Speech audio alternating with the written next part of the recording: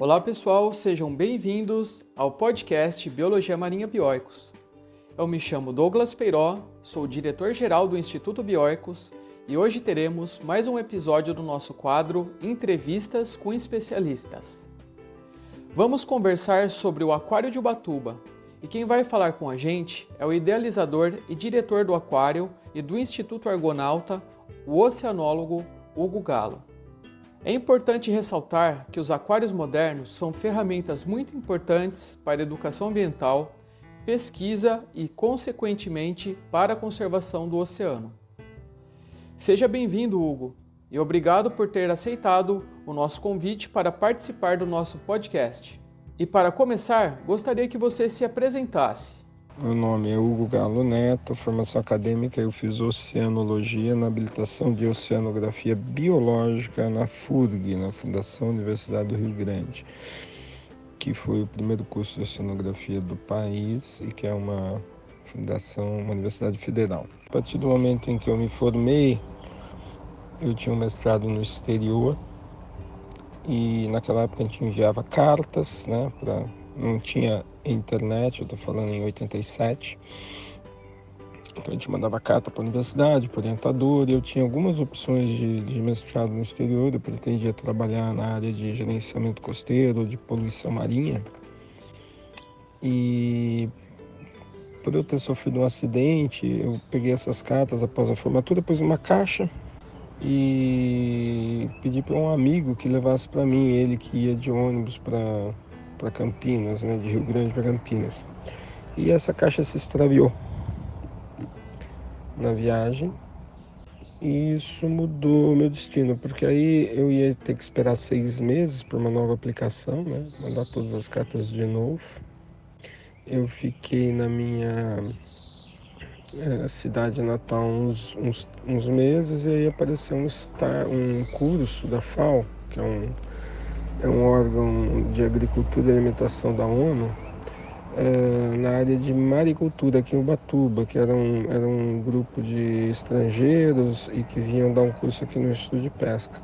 Então eu e um amigo de formatura, o Vitor, da faculdade, e que era de Campinas também, viemos fazer esse curso. E ao chegar aqui, em Ubatuba, eu me lembrei que provavelmente o lugar que eu me apaixonei pelo mar foi aqui, porque eu, quando criança, nos anos 70, vim para cá com meu pai logo que abriu o Rio Santos, e eu tinha essa memória de um lugar lindo, maravilhoso. Quando eu cheguei aqui, comecei a perceber o potencial ambiental, de turismo e tal, eu decidi ficar. Comecei a construir um barco, uma escuna, para trabalhar com ecoturismo. Esse foi meu primeiro projeto aqui. Trabalhei também com maricultura, com criação de mariscos. E esse meu primeiro projeto era talvez muito vanguarda para a época. Eu tenho matérias aqui da Folha do Estadão dizendo: ambientalistas lançam ecoturismo no litoral norte. Então a gente saía com o barco, eu e a minha companheira, a Berenice, que era a minha mulher, e a gente fazia uma interpretação, levava as pessoas para a ilha, explicava a importância, flora, fauna. Era um passeio diferente, do que é um passeio de escuna convencional. Só que naquela época a gente teve aquela captura de dinheiro do Collor, isso atrapalhou muito a minha vida financeira que estava no início, então eu resolvi vender o barco, construir uma casa e fui trabalhar para implantar a primeira base do projeto Tamar com a Berê, em áreas de alimentação, porque o pessoal do Tamar, também colegas de faculdade nossos, estavam buscando implantar uma base em áreas de alimentação, Até então eles tinham se preocupado em proteger as áreas de reprodução. Aí quando veio a necessidade de implantar bases em áreas de alimentação, Ubatuba foi um lugar escolhido. Sempre teve muito quelôniamidas aqui, principalmente. E aí nós fomos procurados pelo pessoal do Tamar e fundamos aqui a primeira base do Tamar. Eu comecei a trabalhar para o Tamar. Muito legal, Hugo. É uma jornada bem longa e significativa. E agora conta pra gente a história do Aquário de Ubatuba e como ele surgiu. No Tamar, ao montar a base e fazer um aquário para pôr os filhotes de tartaruga que tinham chegado, eu percebi o potencial de montar um aquário. Eu até dei essa ideia para outras pessoas, tentei conseguir alguns sócios, mas ninguém se sensibilizou. Um ex-colega de faculdade, muito amigo meu, Eduardo Radvansky, que também estava em busca de alguma coisa, veio me visitar e a gente resolveu montar um negócio, que foi o Aquário de Ubatuba, né, que foi uma ideia minha, que o Eduardo aderiu e entendeu a importância. Nós fizemos uma viagem para os Estados Unidos, isso em 95, e aí a gente implantou o primeiro aquário privado do país. Na época nem legislação havia, né? Fomos incluir os aquários na legislação de zoológicos no ano 2000. Então o Aquário de Ubatuba foi pioneiro nisso no país. E a partir dessa abordagem nossa de educação, de conservação, em 98, né, a gente fundou o Instituto Argonauta. Né? Então, em 96 o Aquário, em 98 o Argonauta, que se chama Argonauta pela natureza jurídica do aquário. A nossa razão social é Argonauta, Comércio e Serviços Oceanográficos. Então, o Instituto Argonauta hoje poderia se chamar Instituto Aquário de Ubatuba, daria na mesma, né, na verdade. O Aquário financiou e manteve o Instituto por muito tempo, até que finalmente o Instituto ganhou pernas próprias, é uma instituição ainda presidida por mim, mas independente financeiramente do Aquário, com uma estrutura própria, administrativa e de funcionários. É muito importante essas iniciativas, tanto do Aquário quanto do Instituto Argonauta. E essa interação entre diferentes setores, como o privado e da sociedade civil organizada, é essencial para a conservação do oceano. E sobre os organismos presentes no aquário? Quantos há atualmente e como eles foram obtidos? A gente tem cerca de perto de 200 espécies e perto de uns 400 espécimens, ou seja, indivíduos, desde invertebrados até vertebrados. Os mais evoluídos são os pinguins, que são as aves. A gente tem répteis e peixes, né? A gente não mantém mamíferos aqui em cativeiro, sob cuidados humanos, né? Que é a palavra adequada. Não, cativeiro é uma palavra em desuso. A origem dos animais é variável, desde a compra de pescadores,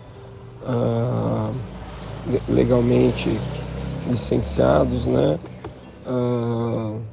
Lojas também legalmente habilitadas a vender, espécimes que foram reabilitados e não puderam ser reintroduzidos por alguma razão, né? E que não podem retornar à natureza. É o caso de alguns pinguins, por exemplo. Animais que já nasceram em cativeiro, que também é o caso de alguns pinguins e outros, né? A gente reproduz águas-vivas, cavalos marinhos, etc. Tem até animais que são oriundos de apreensão. Quando o órgão ambiental faz uma apreensão de algum animal que está em cativeiro que não pode retornar para a natureza, eles tentam encaminhar para as instituições zoológicas. Então, também apreensão. E por fim, doações também. Muitas vezes a pessoa adquire num pet shop ou algum animal, põe aquilo num aquário, o bicho começa a crescer, a pessoa não sabe o que fazer com aquilo, e também essa é uma origem possível. É muito bom esclarecer essa dúvida, porque muitas pessoas têm sobre a origem dos animais. E conta pra gente quais as atividades que o aquário desenvolve atualmente. O aquário tem muitas atividades, né? O aquário, ele hoje de certa forma, é um grupo, né? Constituído por 3 figuras jurídicas. Embora a gente saiba que o Instituto tem hoje uma independência administrativa, tudo é feito em conjunto com o aquário. Então, o aquário e o Instituto são braços complementares, um focado quase que 100% na educação e na pesquisa, e o outro na conservação, na educação e na pesquisa. As atividades são inúmeras, né? Desde a recepção e sensibilização do público, a recepção e sensibilização de escolas, né? As atividades de extensão, cursos de extensão, pesquisa também, né? Programa de estágios, né? A gente tem uma série de atividades, né? No caso das datas específicas, a campanha do lixo, os mutirões de limpeza de praia, que nós fomos as instituições também, junto com o Tamar, o Aquário e depois o Instituto, foram as primeiras instituições no Brasil a realizar esse tipo de trabalho, né, em relação ao lixo marinho, né, que é um trabalho muito importante, que é um problema que ganhou muita importância nos dias de hoje, mas a gente está fazendo isso desde 97. Então são coisas que, algumas das atividades do Aquário. Outra atividade que o Aquário faz é vender consultorias através da empresa que chama Terra Mare, e que é uma empresa ligada a trabalhar a implantação de projetos similares em outros lugares do Brasil. Então, através da Terra Mare, a gente já trabalhou em inúmeros aquários aí que foram implantados pelo país, públicos e privados, né? Além disso, como eu falei, o Instituto, que é um braço, uma criação, né, do aquário, e que hoje tem um trabalho de conservação em toda a região. São muitas atividades que vocês realizam, não é mesmo? E vocês fazem pesquisa também, não é? E conta pra gente sobre a reprodução de organismos que são realizadas no aquário de Ubatuba. Em relação à pesquisa, a gente realiza pesquisa focada aqui no âmbito da nossa atividade, né? O aquário, ele é um laboratório, né, onde muitas vezes o pesquisador tem condições de fazer coisas que no ambiente natural ele não teria, né? Então a gente tem pesquisas aqui voltadas para a reprodução de alguns animais. Nós fomos os primeiros a reproduzir, por exemplo, no país águas-vivas. Fomos o primeiro a reproduzir elasmobrancos, né? Raias, né? Algumas espécies até ameaçadas de extinção, como é o caso das aptérix. Os cavalos marinhos, cuja reprodução não fomos os primeiros, mas a gente realiza constantemente, né? Inclusive fornecendo para laboratório de pesquisa, e que é um know-how que a gente desenvolveu a partir desses anos de trabalho e observação. As pesquisas também, a gente faz pesquisas com educação ambiental, faz pesquisa como eu expliquei, né, com aspectos de reprodução e crescimento, faz pesquisa inclusive com os sistemas de suporte, que a gente chama, né? Ou seja, a manutenção dos filtros e bombas, né? Eficiência energética, sustentabilidade. Essas são as áreas principais. Realmente, o trabalho de pesquisa de vocês é muito relevante para o melhor entendimento da biologia e reprodução de diversas espécies marinhas. E sobre as atividades realizadas com a comunidade local, o que vocês fazem? Em relação à comunidade local, o que a gente faz é, através de um treinamento e capacitação feito no aquário dos professores, a gente libera o ingresso das escolas públicas desde que o professor tenha passado pela capacitação. Não recebemos do município nenhum tipo de benefício, nunca recebemos, né? A gente paga todos os nossos impostos, nunca tivemos nenhum tipo de isenção. Mas mesmo assim a gente acha importante contribuir para que as pessoas venham, principalmente as crianças de escolas públicas que têm pouco acesso a recursos financeiros e que não têm condições de pagar ingresso, que conheçam, aprendam e tenham a chance de vir aprender um pouco no aquário, né? Além disso, a gente realiza, como eu expliquei, mutirões. A gente tem um auditório que muitas vezes é emprestado para a comunidade para reuniões, né, de todo tipo, associações de bairro, gerenciamento costeiro, o primeiro comitê de bacias hidrográficas, a primeira secretaria do comitê de bacias hidrográficas no Litoral Norte aconteceu, a gente cedeu espaço para o governo do estado fazer aqui dentro do aquário. Então a gente tem uma série de interações com a comunidade, né? A gente participa dos conselhos de turismo e de meio ambiente, né? Então todas essas questões são formas de interação aquário-comunidade. É muito legal ver como vocês incentivam e interagem com a comunidade local. Hugo, e quais são as principais dificuldades enfrentadas ou que vocês já enfrentaram para atuar como aquário? Em relação às dificuldades, assim, não foi nada fácil nessa pandemia. O custo, né, de operação de um aquário é altíssimo, porque você tem que ter mão de obra qualificada, você tem que ter um custo energético alto, né? Com um custo de luz, tem um custo tributário. Então, em termos de manutenção de um aquário numa cidade com grande sazonalidade como é a nossa, é muito difícil. Então, a gente sempre teve uma dificuldade grande, né, na questão financeira. Não ter também um reconhecimento do poder público e uma diminuição de tributos, uma vez que o aquário é um grande equipamento turístico, né? A gente atrai muita gente para Ubatuba, mesmo quem não está aqui hospedado, vem de Paraty, de Caraguá nos visitar. Isso é uma coisa que nunca foi enxergado pelo poder público, né? O poder público acha que quando vê uma fila na porta que está se ganhando muito dinheiro, mas não é bem assim, porque os custos de manutenção de um aquário são altos. Então a maior dificuldade sempre é a financeira. Também existe uma dificuldade e um crescente movimento de defesa animal que não entende a importância das instituições como zoológicos e as classifica como coisas ruins, quando na verdade os zoológicos e as pessoas que trabalham neles em todo o Brasil são pessoas comprometidas que querem ajudar e contribuir para a conservação da natureza, né? De fato, embora existam sim casos de zoológicos que tiveram más condições para os animais, isso são exceções, né? Não dá para querer crucificar todos os zoológicos e aquários porque algum cometeu alguma irregularidade do ponto de vista do bem-estar. Então essas questões são questões que hoje cada vez mais estão trazendo um pouco de dificuldade para o trabalho, né? Além disso, outro tipo de dificuldade é a questão hoje da crescente poluição no município de Ubatuba, né?